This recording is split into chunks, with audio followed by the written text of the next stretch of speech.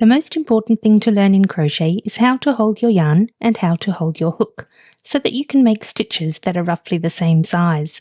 The easiest way to do this is by practicing the chain stitch.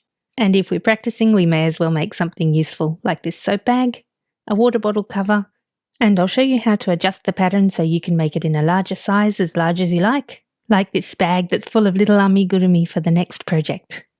Sneak peek, to practice magic rings and single crochet, we'll make button babies. The water bottle's the faster project, so we'll start with that. Make a slip knot and slide it closed, and then wrap the yarn around your fingers, and we're going to do 6 chain. So there's 1, 2, 3, 4, 5, and 6. Next, put the hook through that first loop at the start of this 6 chain, the one that was the slip knot, and put the yarn tail out of the way. Then we'll get some yarn on the hook and pull it through both that hole and the loop that's on our hook. Just like that, and now you've got a ring there. Put your hook through the center of that ring, yarn over and pull on a loop. You have 2 loops on your hook now. Now we're going to yarn over again and pull through both of those loops. That's called a single crochet stitch, and we'll be using that and chains in this tutorial. Make another 6 chain, 1, 2, 3, 4, 5, and 6. Next, we're going to wrap the yarn tail around the center circle there and crochet it in, so we don't have to think about sewing that in later. So put your hook through the center again there and hook in that yarn tail as well. Yarn over and pull through a loop. You have 2 loops on your hook. Yarn over and pull through both of those loops. And then we'll crochet another 6 chain. So there's 1, 2, 3, 4, 5, and 6. So put your hook through the center again, yarn over and pull through a loop, yarn over and pull through both loops, remembering to trap that tail again. So we're going to just repeat this process now for 8 bumps. I don't know what you're supposed to call them. They look a bit like flower petals, but you're going to need 8 of them. So crochet 6 chain and then do a single crochet through that center again. So yarn over, pull through a loop. You have 2 loops on your hook, yarn over and pull through both of them. So just keep doing that until you have 8 bumps, and then I'll show you what to do next. So I'm up to my last bump now. So there's 6 chain and then 1 single crochet to make the 8th bump in the base here. This is one point where you can control the size of your bag. Fewer bumps makes a smaller bag, more bumps makes a larger bag. But if you want a very large bag, you don't want to put them all into the base. I'll show you how to add more bumps when we make the soap bag.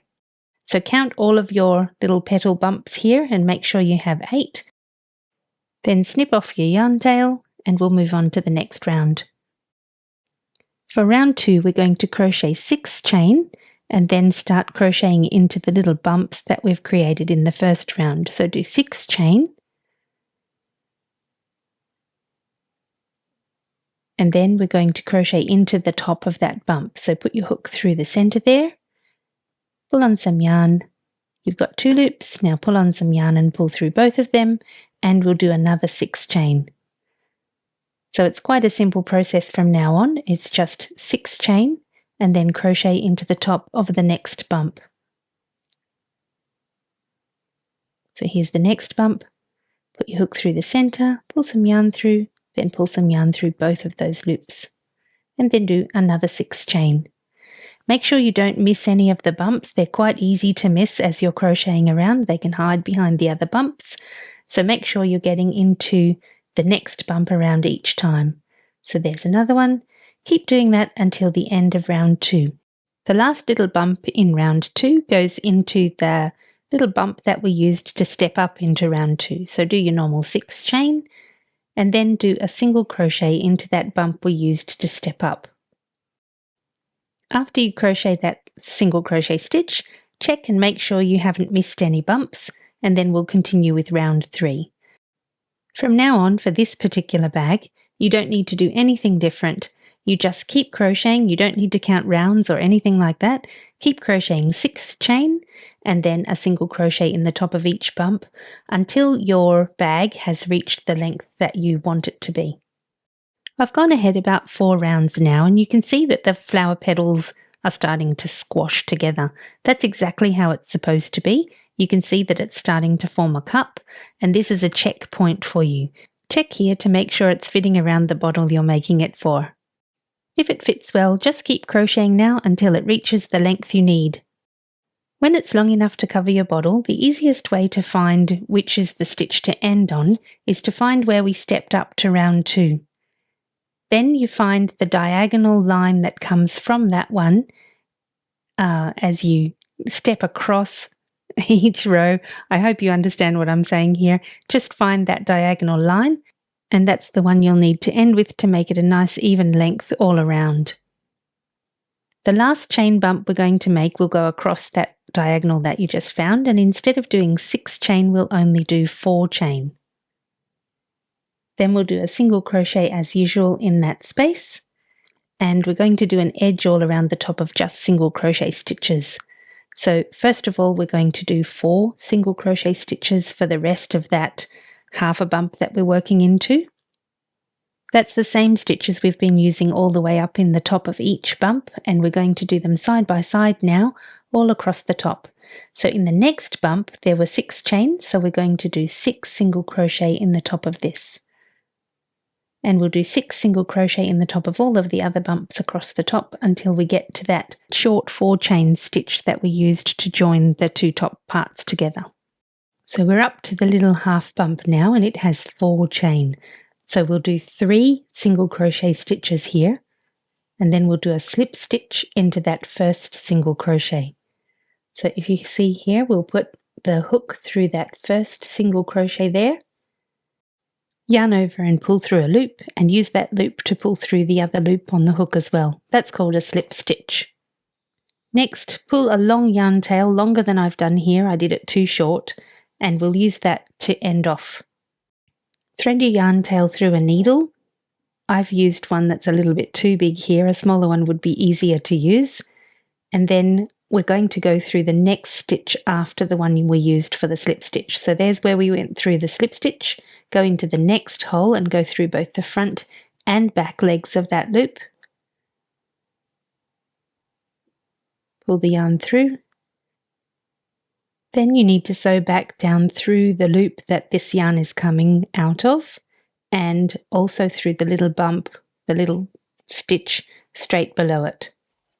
Pull that to be the same size as all of your stitches, and that's why it's called an invisible stitch. You can't even see where you've put it there.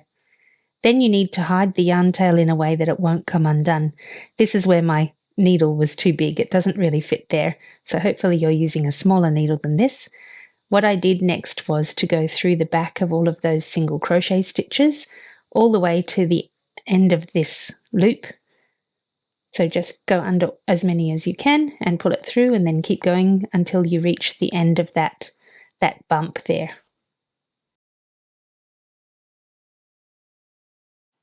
There's the last stitch there. Now I'm going to go through some of the chains at the bottom here. I'll go through one there, and one that's coming from the other part of the next bump through there, and then we'll turn around and come back. That way it's less likely to come undone. So we're going in the reverse direction back through all those single crochet stitch bottoms that we just came through. I've sped this up a bit so it doesn't waste your time. So just keep going until you're right to the end there. This is where my yarn tail was too short. Go right to the end, and once you're at the end, you need to massage your stitches back into place so that they're all nice and even, and then snip off your yarn tail, being very careful not to cut any of your stitches.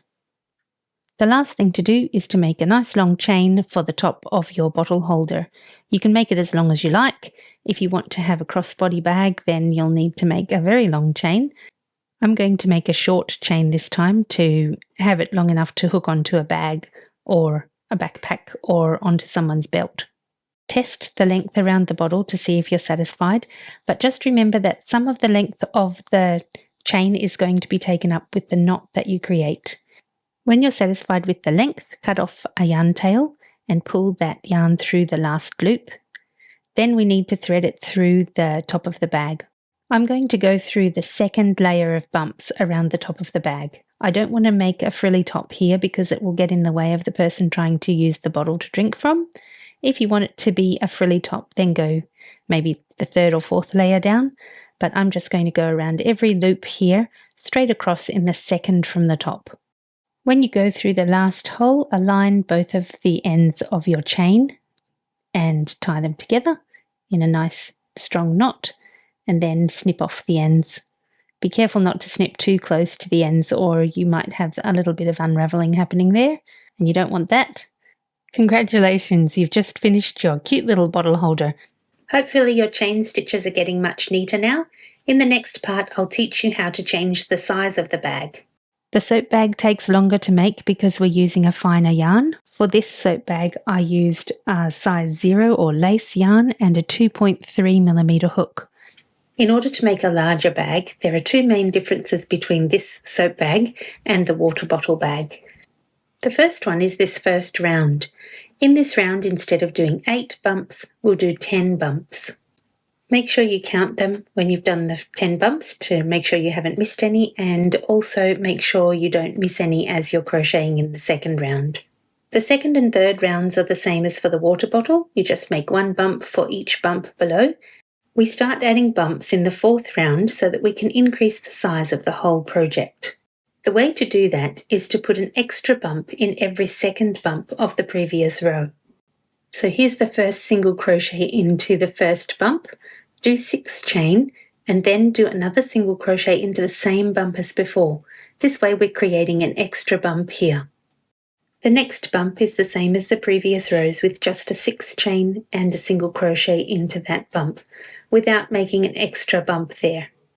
So we'll be increasing the size by having an extra bump in every second bump from the previous row. So you can see here that every second bump from the previous row has a little extra bump crocheted into it there. So you can see that there were 5 extra bumps added to that round. For the rest of the project, you do the same as the water bottle, just do your bumps into each bump from the previous row until it reaches the length that you want.